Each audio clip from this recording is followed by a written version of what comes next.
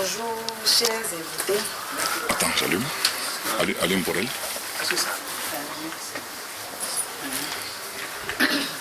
Allô? Bonjour, chers invités et chers partenaires. Parle un peu fort. Parle un peu fort. Je suis rentrée à Forever en février 2011. D'accord, oui, c'est ça, c'est important. Et je suis rentrée à Forever parce que j'ai été très malade.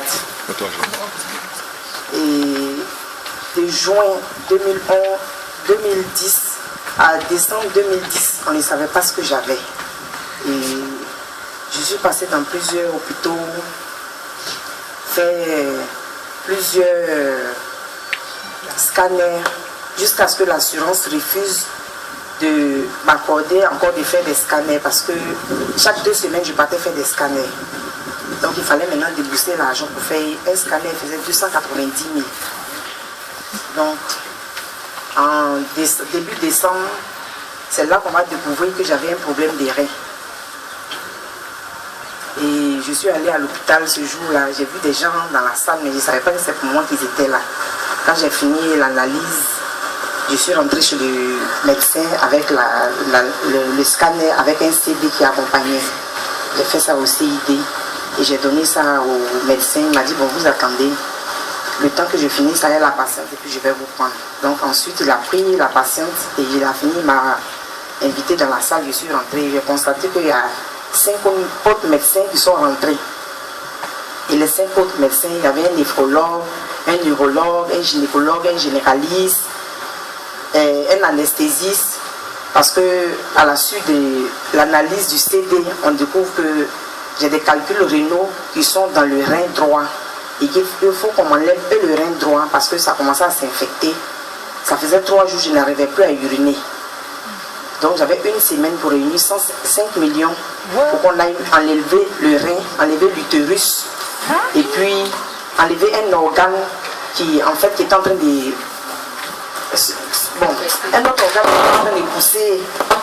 On ne sait pas qu'est-ce que c'était, mais c'était comme une tumeur. Donc j'avais 1 semaine pour réunir les 5 millions et puis bon, on décide de la date de l'intervention. Donc j'ai vu le médecin, dit bon, j'ai compris votre diagnostic, l'urgence de la chose, mais je vais aller en discuter avec mon mari. Je vais aller voir aussi mes parents pour voir comment on va réunir l'argent parce que je suis pratiquement ruinée puisqu'il fallait chaque 2 semaines aller voir d'autres médecins. Bon. Et c'est ainsi que je suis allée voir ma soeur de la clinique. Je suis allée dans le bureau de ma soeur, elle est là, c'est mon manager. Et je parlais, je pleurais, puis son collègue est passé et dit, mais madame, vous venez ici habituellement, vous êtes joviale, mais aujourd'hui, vous êtes devenue toute rouge, qu'est-ce qui se passe? Et puis je lui ai expliqué ce que je venais d'avoir comme diagnostic. Il m'a dit, bon, ça c'est un petit problème. Vous allez essayer aussi nos produits, on ne sait jamais, peut-être que ça peut vous faire quelque chose. Quand il est sorti, j'ai dit à ma soeur, mais j'ai un problème sérieux comme ça, puis lui il s'amuse avec ça. Lui il s'amuse avec ça, un problème d'intervention, il faut aller, mais quand il s'agit d'aller enlever un organe, à un certain moment, la médecine est limitée. Parce que c'était des suppositions. Même quand je sortais de là, on m'a dit, bon, on va aller essayer. Si on enlève le rein, que ça ne va pas, que la maladie se déclenche ailleurs, vous allez revenir, on va faire d'autres analyses et puis on va voir qu'est-ce qu'il faut faire. Donc, en fait, c'est un essai même qu'on s'en va faire. On va enlever le rein. Tu fonctionnes avec un rein, on enlève l'utérus. Bon, et puis on va voir si d'autres maux se déclenchent, on verra qu'est-ce qu'il faut faire. C'est ainsi qu'elle m'a dit, bon, comme moi j'ai des bidons, mon collègue dit, il a des bidons, on va t'en donner, tu vas aller essayer. Donc j'ai pris 2 bidons, mais lui il m'a dit, mais qu'est-ce que je fais? Si je veux en prendre, parce que j'ai pris des médicaments, malheureusement j'ai pris un comprimé 1 semaine avant. Chaque semaine, je m'avais changé de comprimé. Et les comprimés ne sont pas moins de 20 000, un seul paquet. Or, le dernier comprimé que j'avais pris, en fait, ça a accéléré ce processus de santé ou bien je ne sais pas comment dire. Donc je suis allée, elle m'a dit, bon, prends les 2 bidons, on va essayer. Je lui ai dit, mais pour s'inscrire, puisque moi je ne veux plus prendre de comprimés, pour s'inscrire, qu'est-ce que je fais? Elle dit, bon, c'est 120 000 ou 240 000, donc je n'ai plus de sous. Les 120 000, je peux avoir actuellement, même j'ai 50 000 sur moi. Je vais te donner, et puis je vais aller chercher l'argent pour compléter, puis bon, on va faire ce qu'il faut avec les 120 000 et puis le reste, je vais voir comment il faut compléter. Dans un premier temps, si ça veut me faire quelque chose, on va y aller. Donc j'ai pris les 2 bidons et je suis rentrée. Et j'ai commencé à boire. J'ai bu on m'a dit un tout petit verre. Donc j'ai pris un petit verre raté là, j'ai bu. Et elle dit, mais ton produit ne me fait rien. Elle dit, mais c'est pas la magie. La maladie a eu le temps de s'installer. Donc, donne le temps aussi au produit d'agir. Mais si tu me dis que ça fait 3 jours que tu n'urines pas, ça veut dire que ça a été déjà très avancé. Donc, qu'est-ce que tu dois faire? Dis, bon, est-ce que si je prends un pot, ça peut me soulager? Est-ce qu'il n'y a pas de conséquences? Puisque je ne connais pas. Elle dit, bon, attends, je vais demander à mon collègue qui est manager. Si en prenant un pot, ça ne peut rien te faire, qu'il n'y a pas de conséquences, tu vas prendre comme tu veux. Il dit, bon, ok. Elle lui a demandé, le manager en question, dit, il n'y a pas de problème. Tu peux prendre tant que tu veux.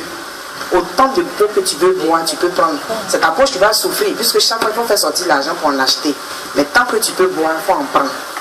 Donc, elle m'a envoyé les autres pots. Je me retrouve avec 13 pots. Donc, le premier jour, j'ai vu 2 pots. J'ai vu que je n'ai pas uriné. Ça fait déjà le 4e jour. Et je n'arrive pas à dormir, je n'arrive pas à m'asseoir, je n'arrive pas à marcher. C'est ma fille de 5 ans qui me lave. Bon, ça devenait trop compliqué. Je me lève le matin, je suis assise, pour leur donner l'impression que ça va parce que j'ai un enfant déjà infirme, handicapé même, qui est né handicapé. Et vu que la seule personne qui s'occupe d'elle dans la maison, c'est la mère, et constater que la mère ne se porte pas bien, déjà ça va l'affecter moralement. Et elle passe l'examen, elle passe le bac. Donc qu'est-ce que je fais? Donc il faut faire l'effort, il faut faire semblant, mais ça ne tenait plus. Arrivé à un certain moment, quand la maladie est là, malgré le semblant que tu vas faire, ça ne tient plus. Donc j'ai pris les 2 pots, le lendemain il lui a dit, ah comme tu dis ça peut aller, je vais continuer. Le pot que j'ai bu c'est Berry Nectar. Je vais continuer de prendre. Donc le lendemain, matin j'ai pris un pot, à midi j'ai pris un pot, le soir j'ai pris un pot, la nuit j'ai pris un pot. Et ça fait 4 pots par le lendemain, le 2e jour où j'ai commencé avec ces produits-là. La nuit, j'ai ressenti un besoin d'aller faire pipi. Mais je ne peux pas me lever la nuit pour partir. C'est mon mari qui doit m'aider à aller faire pipi. Donc je l'ai touché. Il a dit, ah si tu peux envoyer le pot, je vais essayer de faire pipi. Il dit, ça vient. Le même... ça vient. Ça vient. Qu'est-ce que je fais? Il faut envoyer le pot. Il a envoyé le pot, il m'a faut m'aider. Je vais essayer encore pour voir si ça va venir. Donc je me suis assise. Mais c'est involontaire. Je ne sens pas la chose venir, alors que l'urine, il faut ressentir un besoin. Je ne sens pas la chose venir, mais je me suis assise quand même sur le pot. Et il y a quelque chose qui est sorti, simplement comme ça, une petite brûlure, et puis c'est fini. Il dit, mais je n'ai rien vu. Il dit, ah, on dirait que quelque chose est sorti, mais dépose le pot, il faut te coucher. Je pense que ça va faire quelque chose. Je me suis débrouillée quand il s'est endormi, j'ai laissé les pots au bas du lit. Donc chaque fois, il soulève un pot, je bois. Il dit, ah, aujourd'hui, là, je vais boire tous les 10 pots là. Si ça doit faire quelque chose, ça va faire. Et j'ai pris le 5e pot. Là, on était déjà à 1h du matin. J'ai pris le 5e pot, j'ai bu. Et 23, comme je ne dors pas, j'étais assise là. Je m'adosse un peu, je me relève, je m'adosse un peu, je me relève. Si je fais un bruit, il sent qu'il va se réveiller. Donc, je marche pieds nus. J'évite de faire du bruit pour ne pas le déranger. Parce que quand c'est comme ça, il dit, ah, mais s'il y a quelque chose, il faut me dire. Il dit, non, non, il n'y a rien, ça va aller. J'ai déposé le pot, je me suis assise dessus. Mais jusqu'à une heure de temps après, j'ai senti qu'il y a l'urine qui sort. Maintenant, c'est devenu involontaire. Je n'arrivais plus à contrôler. Et j'ai commencé à uriner, mais c'est du sang. C'est du sang maintenant qui était dans le pot. J'ai pris un pot blanc. Là, je vais voir qu'est-ce qui fait que je n'urine pas. Là, je peux arriver à détecter. Et c'est du sang. Malheureusement, excusez-moi les hommes, je n'étais pas indisposée. Donc, je ne peux pas dire que c'est du sang, des règles qui est en train de se mélanger. Mais c'est du sang même que j'urinais. Des traces de sang dans l'urine. Et une urine même, le jaune même, ça ce n'est pas du jaune. Ça tirait maintenant pratiquement sur du sang. Et c'est comme du sirop. Donc j'ai eu peur, j'ai appelé ma soeur le lendemain. J'ai arrivé à uriner, mais l'urine là, c'est pas une urine, on dirait que c'est du sang que j'ai uriné. Elle dit, il faut continuer. Il dit, je peux tout boire, il faut tout boire. Il dit, ah, c'est presque fini. Hein. Il dit, bon d'accord, donc le matin. Pendant les 3 jours, je ne mangeais plus. Parce que j'étais un peu désespérée, démoralisée. Tout ce qu'on fait, ça ne va pas. Bon. Donc je ne mange pas, je bois de l'eau. On m'a dit de boire 5 litres d'eau par jour. Bien avant que je découvre Forever, 5 litres d'eau par jour. J'ai fait le traitement 5 litres d'eau par jour, mais ça ne me soulageait pas. Au contraire, ça me fatiguait parce que l'urine était fréquente. Maintenant, j'ai commencé à boire 3 litres une semaine après. Maintenant, l'urine, les 3 litres que je bois, même quand je mets l'urine, ça ne fait pas un verre. Donc, il y a quelque chose qui ne va pas. Avec toute la quantité d'eau que je bois, si l'eau ne sort pas, ça veut dire qu'il y a quelque chose qui est défaillant. Et j'ai commencé à reprendre le 3e jour les autres pots qui restaient. Il me restait 6 pots. Puisqu'elle m'en a donné 2 en plus des 10 que j'ai pris. C'est le Berry Nectar. C'est ce produit-là. Et le lendemain, j'ai pris encore 2 pots le matin à jeun. À midi, j'ai pris les 2 pots. Donc, jusqu'au soir, je n'avais plus de pots. Je l'ai appelé pour lui dire, ah, je n'ai plus de pots. Il dit, je vais t'en donner.